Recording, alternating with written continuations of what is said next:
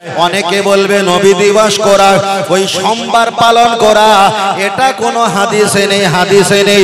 বুক ফুলিয়ে মুখ চালিয়ে তারা আওয়াজ দিয়ে বলছে পৃথিবীর কোনো হাদিসে নেই, হাদিসে নেই।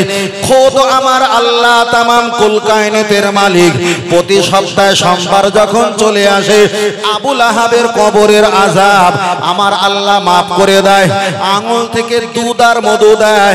আবুল আহাবকে জিজ্ঞাসা করা হয় তোমার আঙুল তুমি কেন চুষে চুষে খাও? আবুল আহাব বর্ণনা করে বললেন সুয়াইমিয়া বাদীকে নবীর আসার দিনটাকে উদ্দেশ্য করে আমি যখন আজাদ করেছিলাম এই আঙুলটা ইশারা করে আমার আল্লাহ সোমবার যখন হাজির হয় আমার আল্লাহ এই আঙুলে দুধ আর মধু দান করে দেয়, আমি চুষে চুষে খাই আর সারা সপ্তাহের আযাব গজবের কষ্ট এই দুধ আর মধু খাবার বিনিময়ে আল্লাহ ভুলিয়ে দেয়। জোরে বলেন সুবহানাল্লাহ। তাহলে আল্লাহ নবী সম্পর্কে ওই সোমবারটা পালন করার জন্য একজনের কবরে আযাব মাফ করে দিয়েছে। নবী আদম আলাইহিস সালাম ওনার ছেলে নবী শীষ আমার নবী আসেনি, তার আসার বর্ণনার দিকে তাকিয়ে খোদ আমার আল্লাহ জান্নাত থেকে মেহমানদারি তাবারক পাঠিয়েছে। আমার রাসূল প্রতি সপ্তাহে 2 দিন রোজা রাখতেন, একটা হলো বৃহস্পতি, একটা হলো শুক্র। নবীর দুনিয়াতে যেই দিন এসেছে ওই দিনটা পালন করার দিকে তাকিয়ে খোদ রাসূল তিনি সোমবারে রোজা রেখেছে। কোন আলেম যদি এখানে বসে বলে পৃথিবীর কোন হাদিসে নেই এটা বেদাত আর বেদাত, রাসূল তো 1500 বছর আগে বলেছে, এমন কিছু আলেম তোমাদের সম্মুখে হাজির হবে, এমন তোমাদের হাদিসের কথা বলবে যা তোমরা শোনোনি, তোমাদের মুরব্বীরা কবরে চলে গেছে তারাও শোনেনি। তাহলে নবী দিবস পালন করা যাবে না। 20 বছর আগে আমরা কখনো শুনিনি, 20 বছর পূর্বে যত মুরব্বীরা চলে গেছে তারাও কখনো শুনিনি। রাসূলের হাদিসের অনুকূলে ওই সব হুজুর গুলো হলো দাজ্জাল আর কাজ্জাব, ঠিক না বেঠিক? ও আমার জওয়ান যুবকেরা চলে না গিয়ে যাওয়া যায়, লক্ষ্য করে দেখা যায় নবী দিবস সম্পর্কে আমি আপনার কাছে একটা দুটো তিনটে অপশন আমি আপনার কাছে তুলে দিলাম। এবার ছেলেরা এখানে অনেক ফুল দিয়েছে, একদিকে রজনীগন্ধা দিয়েছে, অপর দিকে দেখা যায় পুষ্প দিয়েছে, অনেক দিকে গোলাপ দিয়েছে। ওখানে একজন দাঁড়িয়ে দাঁড়িয়ে বলবে হুজুর আল্লাহর কোরআন তো জানিয়ে দিয়েছে ইন্নাল মুবাযিরিনা কানু ইখওয়ানা শায়াতিন, যারা ফজল খরচা করে তারাই তো শয়তানের সমাতুল্য।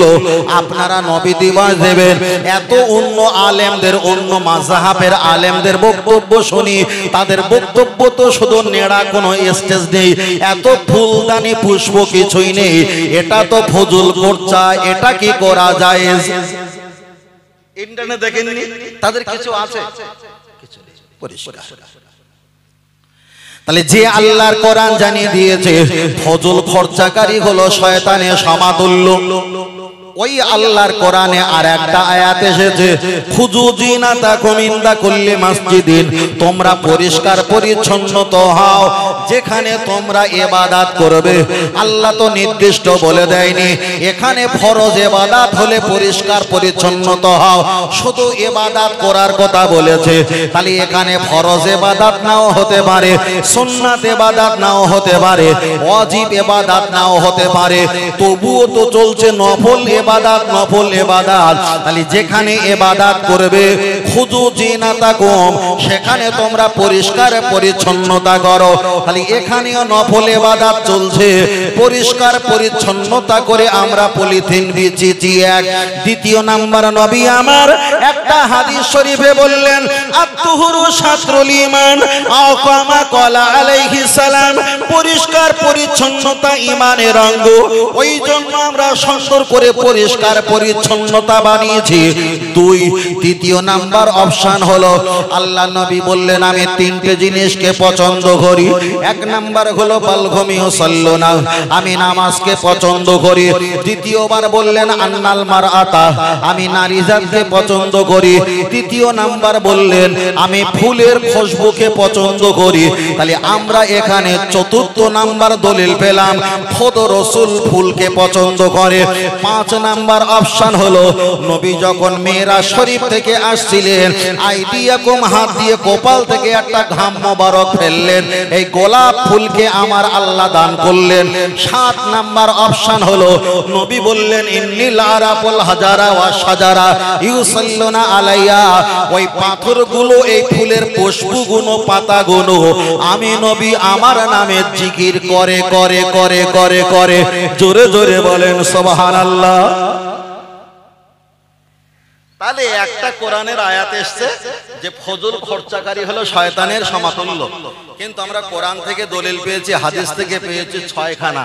আমি এখানে চাইলে দিতে পারি কমপক্ষে 22 খানা দলিল দিতে পারি যে ফুল লাগানো যাবে কিনা, কিন্তু একজন বলে যাবে বেদাত বেদাত বেদাত বেদাত। আর রাসূল বলেছে এমন আলেম জন্ম হবে যা তোমরা কখনো শুনিনি, তোমাদের মুরব্বীরা শুনিনি, ওরা দাঁড়জালার কাযযাব। তাহলে আমাদের কাছে যখন দলিল আছে তাহলে নিশ্চয়ই ওরা কাযযাব মিথ্যাবাদী প্রমাণ হচ্ছে না, হয় না? ভাই পেছনে যারা আছেন সামনাটা খালি তো আমার যেন একটু যেন অন্যরকম লাগছে, একটু অন্যরকম লাগছে। কেন বক্তব্য নসিহত তো, একটু সামনে আসলে সেইভাবে বুঝে সুঝে বলা যায়। কেন আমি তার মুখস্থ করে আসেনি।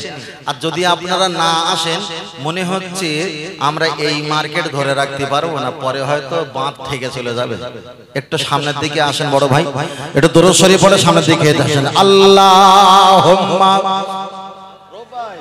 ওই পাখাটা ঘুরিয়ে দেন দিদি, একটু আগে আসো বাবা, একটু আগে আসো না ভাই, আমার পরে তো হুজুর কেবলা আছে। এ বুড়ি মা তোরা আগে আসছিস কেন?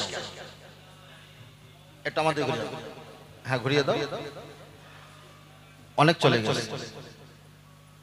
দরুদ শরীফ আল্লাহুম্মা, জোরে পড়ো, একটু আগে আসো বাবা। আরে ঘন্টা খানিক পরে তো ভাইজান আসবে তো। ওয়া আলা আলি সাইয়্যিদিনা,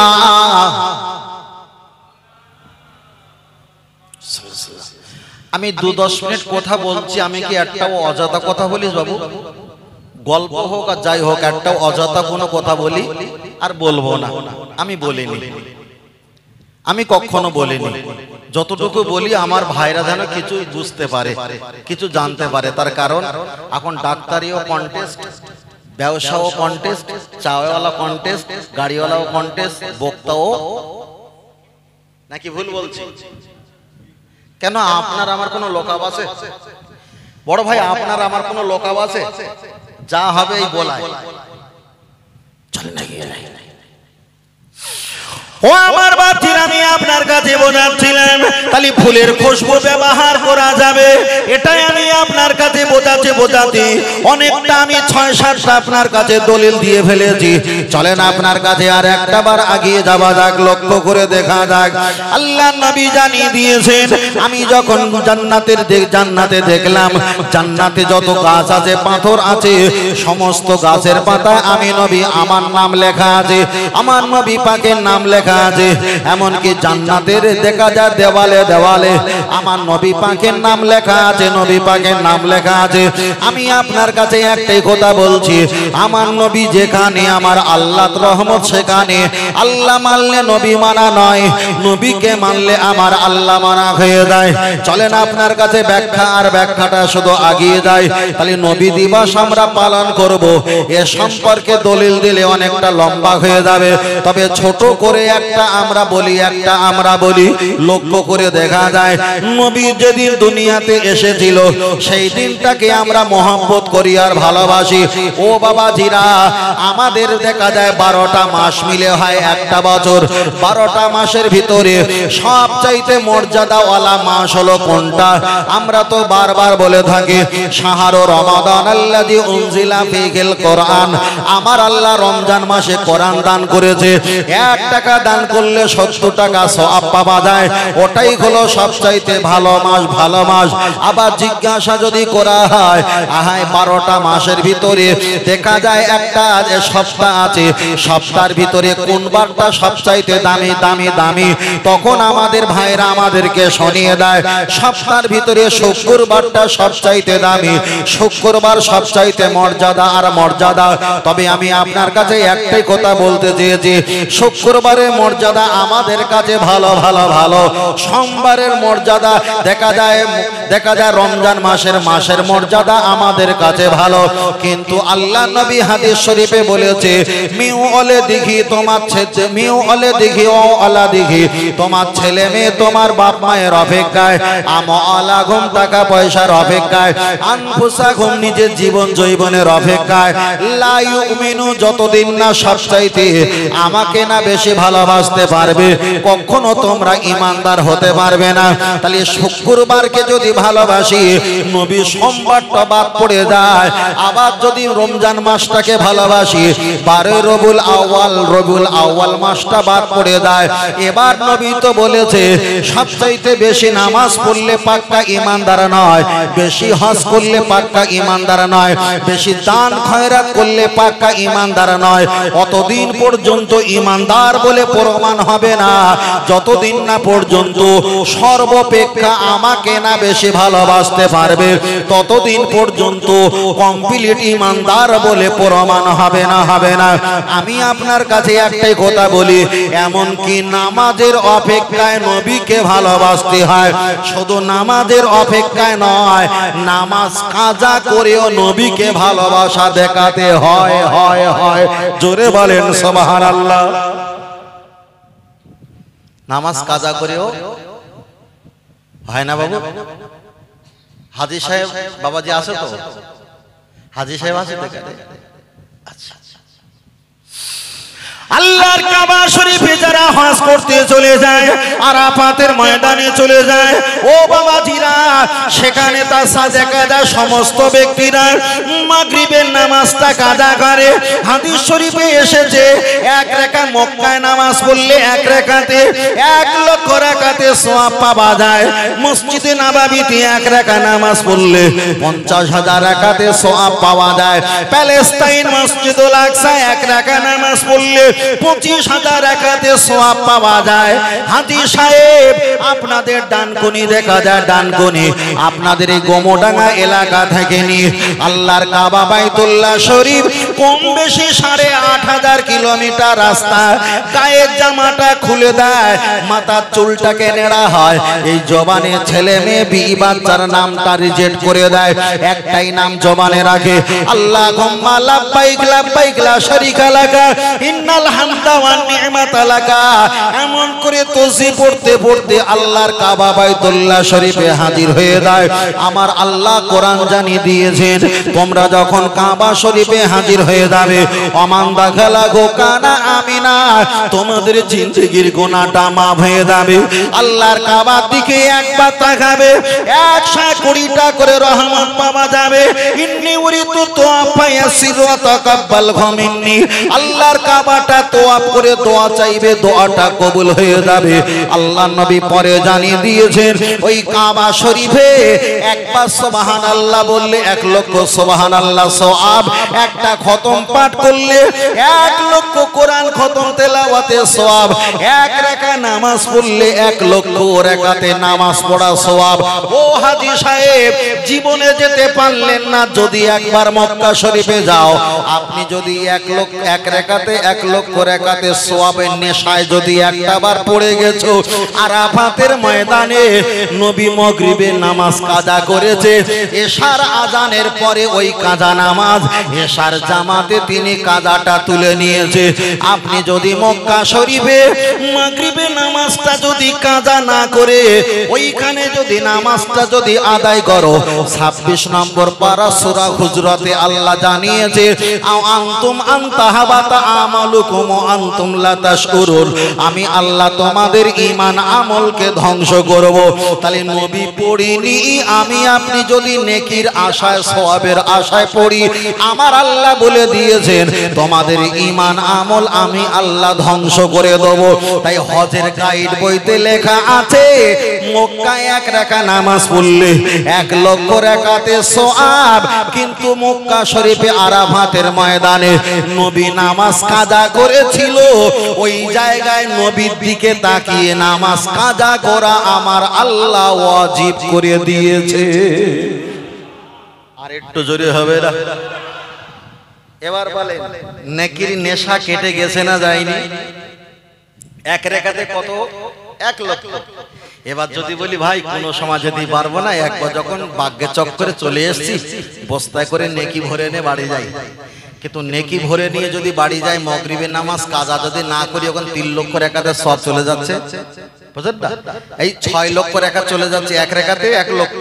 তাহলে মাগরিবের নামাজ 3 রাকাত, সেজদা হলো ডবল, তাহলে 6 লক্ষ।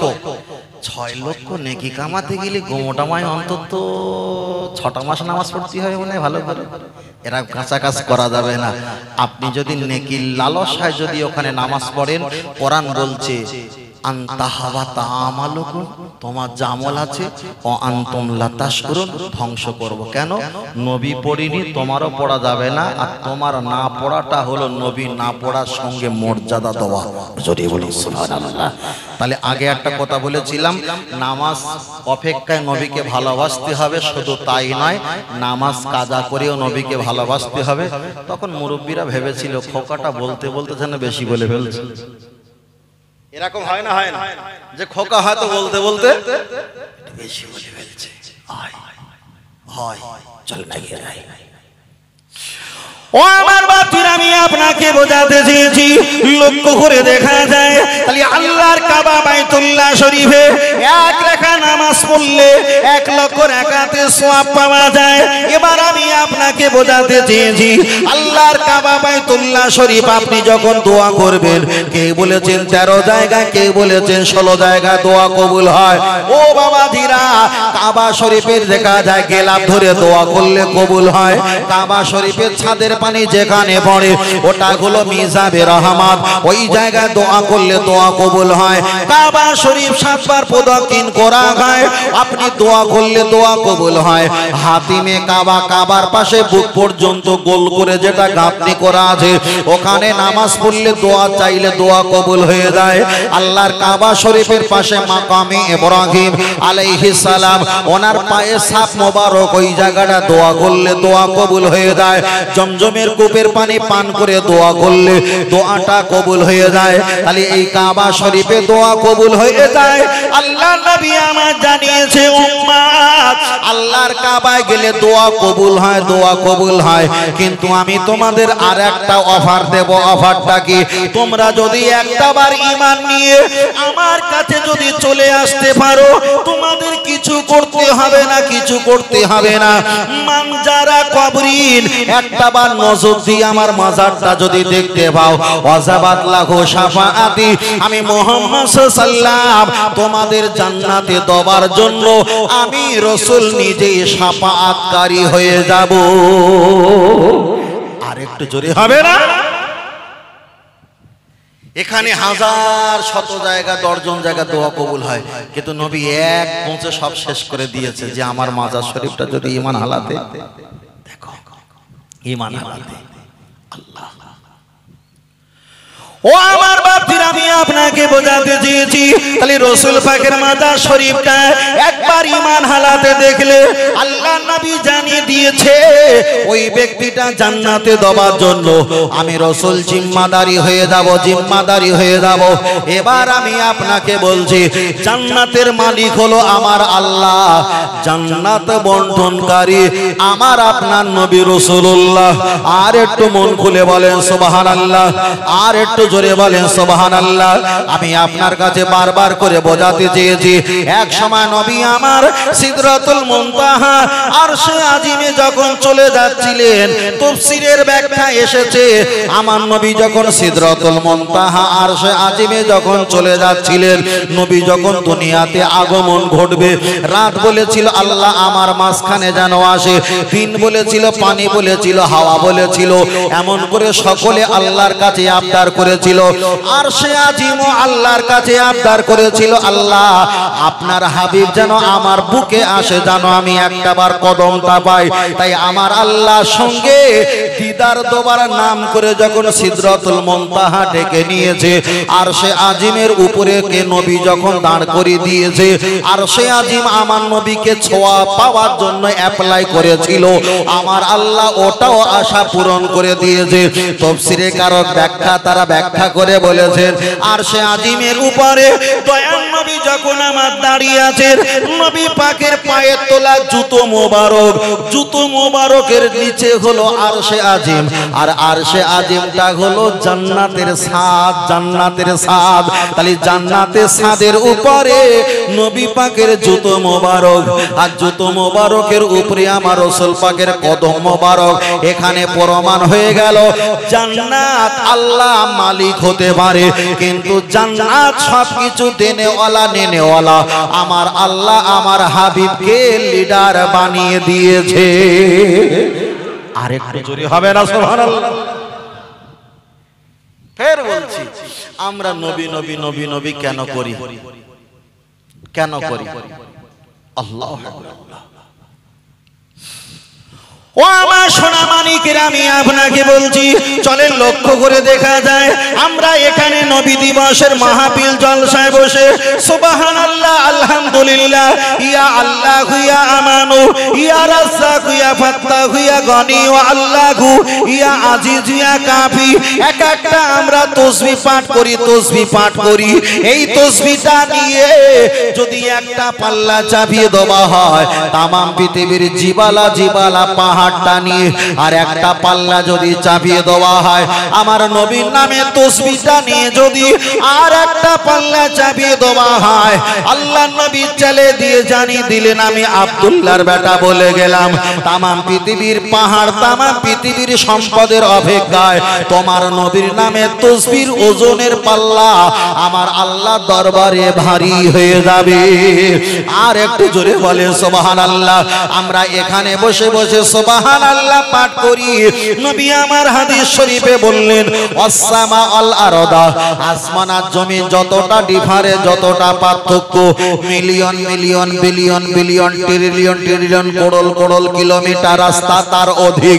আল্লাহ নবী বললেন একবার যদি সুবহানাল্লাহ পাঠ করা হয়, আসমান আর জমিন যতটা ফাঁকা জায়গা, আল্লাহ এতটা ফাঁকা জায়গা নেকি দিয়ে ভরপুর করিয়ে দেয়। আর একটা হাদিস শরীফে এসেছে একবার সুবহানাল্লাহ যদি পাঠ করা হয়, জান্নাতের ভিতরে আমার আল্লাহ একটা সোনার গাছ লাগিয়ে দেয়। ওই সোনার গাছ এত বড় বড় পাতা, এত বড় ঝাঁকড়া হবে, ছায়া হবে। তাফসীর কারকেরা ব্যাখ্যা করে বলেছে যদি একটা ঘোড়ার উপরে সওয়ারি হয়ে 1000 বছর যদি গতিবেগে ছোটে, একবার সুবহানাল্লাহ বলার বরকতে ওই গাছের ছায়া তবুও 1000 বছর ছায়া অতিক্রম করে গাছের নিশানা শেষ করা সম্ভব নয়। আর একটু জোরে বলেন সুবহানাল্লাহ, নারে তাকবীর। তাহলে আমরা নবীর প্রশংসা করি, তাসবিহ তেলাওয়াত করি। আমরা তো অনেক কিছু দেখি, শুনি, বুঝি, ভাবি, একটু সুবহানাল্লাহ পর্যন্ত বলে না, আলহামদুলিল্লাহ পর্যন্ত বলে না। আবার নবী পাকের নাম বলায় না, এখন ডিজিটাল হয়েছে, শুধু ওয়াজ করে আর বারবার বলে বিশ্বনবী বিশ্বনবী। একটু একটু হাফসা হাফসা বুঝতে পারছো তো? নাম বলে বিশ্বনবী বিশ্বনবী মুহাম্মদ সাল্লাল্লাহু আলাইহি ওয়াসাল্লাম, নবী পাকের নাম লেয় কোনো কিচ্ছু না, শুধু বিশ্বনবী মানে ডিজিটাল। আর ছেলেরা মনে করতে হয়তো হুজুর ঠিক বলছে, আমি আপনার কাছে ছোট করে ব্যাখ্যা দিচ্ছি। এখন বিশ্ব মানে কি? বিশ্ব মানে কি? যারা ভালো বৈজ্ঞানিক ছাত্ররা তারা ভালো বলতে পারবে। আমরা জানি বিশ্ব ওই যা দেখা যাচ্ছে আর এই যা আছে এটাই হলো বিশ্ব। তাই না? আবার কেউ বলেছে খুব উপরে যাওয়ার পর ওটার বিশ্বর ভিতরে আওতায় পড়ে না, ওটা হিসাবটা আলাদা। আচ্ছা, নবী কি ওই উপরে আর এই মাটি এই বিশ্ব এখানে কি সীমাবদ্ধ? আচ্ছা, নবীকে যদি বিশ্ব নবী বলি, আল্লাহকে যদি বিশ্ব আল্লাহ বলি, ভুল হবে না ঠিক হবে? কথা বলা, আমার কথা কি আপনারা বুঝতে পারছেন ভাই? বুঝতে পারছেন? আরে নবীকে যদি বিশ্ব নবী বলা হয়, তাহলে আল্লাহকে কি বিশ্ব আল্লাহ বলা যাবে?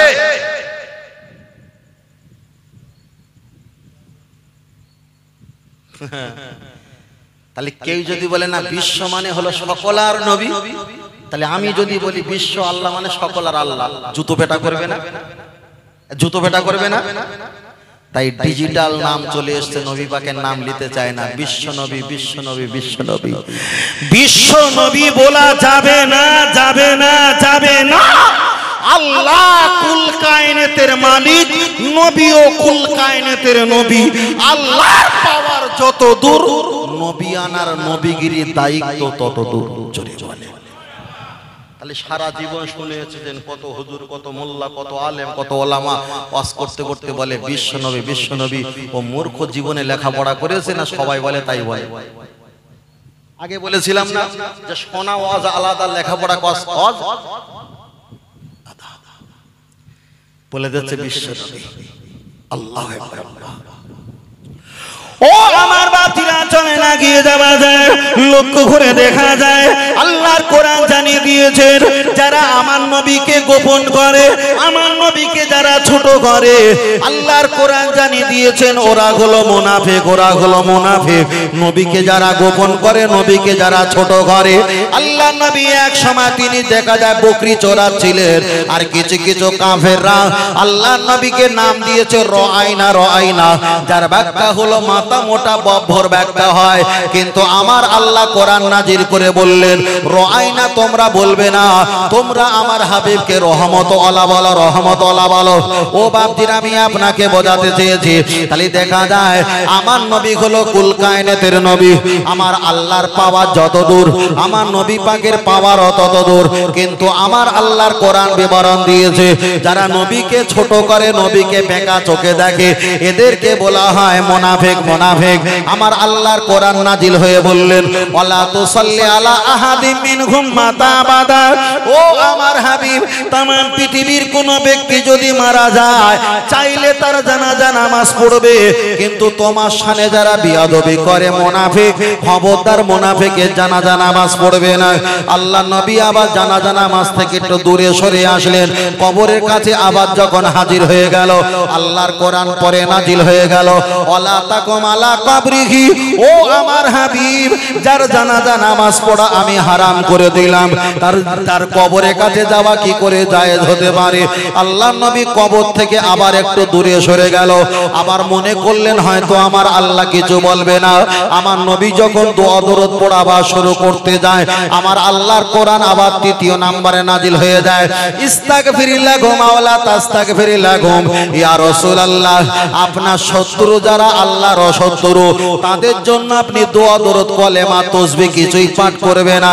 আমার নবী আবার সরে আসলেন, মনে করলেন তিনবার যখন আল্লাহ আমাকে ফিরিয়ে দিয়েছে, এবার হয়তো আল্লাহ আমার কিছু বলবে না।